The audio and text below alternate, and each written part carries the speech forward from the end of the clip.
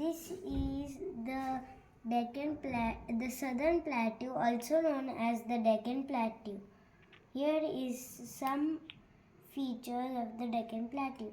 Here is the Deccan Plateau. The southern plateau is separated into two parts: the Central Highlands and the Deccan Plateau. In the Central Highlands, we can see here the Chota Nagpur Plateau and the Malwa Plateau and Satpura Range is being separated by the river Narmada.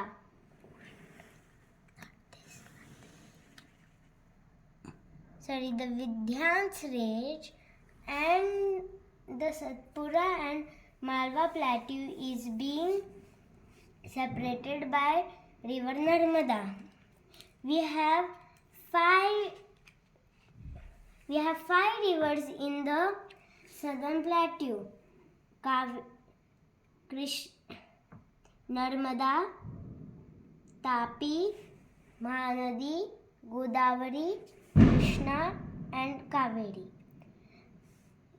Here, the westward flowing rivers are Narmada and Tapi, whereas the other rivers flow in the east direction like Krishna, Kaveri, Godavari and Mahanadi. Then we can see the third desert. The third desert is a very vast place. There are sand dunes, and sand dunes meaning is small hills of sand. The most population car for transport is camel. Here we go up to the northern plains. The northern plains is a very fertile land. It has the river Indus and Satluj, which flow through India to Pakistan. Here we have Yamuna and Ganga. Ganga is the longest river in India. We also have the Brahmaputra river, which is the largest river of India. Let's move on to the Himalayas, the great and magnificent Himalayas. The Himalayas. There are many mountains in the Himalayas. The Mount Everest is also located in Nepal. Mount Everest is the tallest mountain in the world. Then we have Mount K2. Mount K2 is the second largest mountain of India, and Mount Kanchenjunga, which is also located in Sikkim and is also the highest peak of India. Then let's move on to the coastal plains. In the coastal plains, we can see there the coastal plains are separated into two parts: the western coastal plains and the eastern coastal plains, also known as the Western Ghats and the Eastern Ghats, where the region is very humid.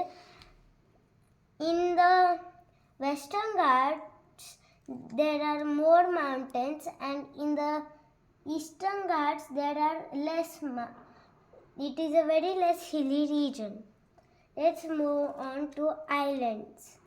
Here we can see Lakshadweep Islands and Andaman and Nicobar Islands. Andaman and Nicobar Islands is formed by volcanoes.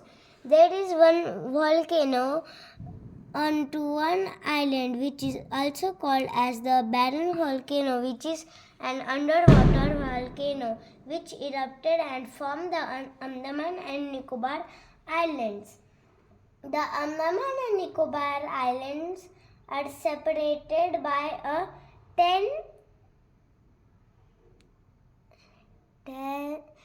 miles length, where Andaman is the upper part and the Nicobar is the lower part. Here is Lakshadweep Islands. The Lakshadweep Islands are formed from coral reefs. The Lakshadweep Islands were also known as the Lakshadweep Islands. The capital of Lakshadweep Islands is Kavaratti. They are located in the Arabian Sea. The Andaman and Nicobar Islands are located in the Bay of Bengal, and the capital of Andaman and Nicobar Islands is Port Blair. Here in Odisha, we can see a Chilika lake formed from Mahanadi.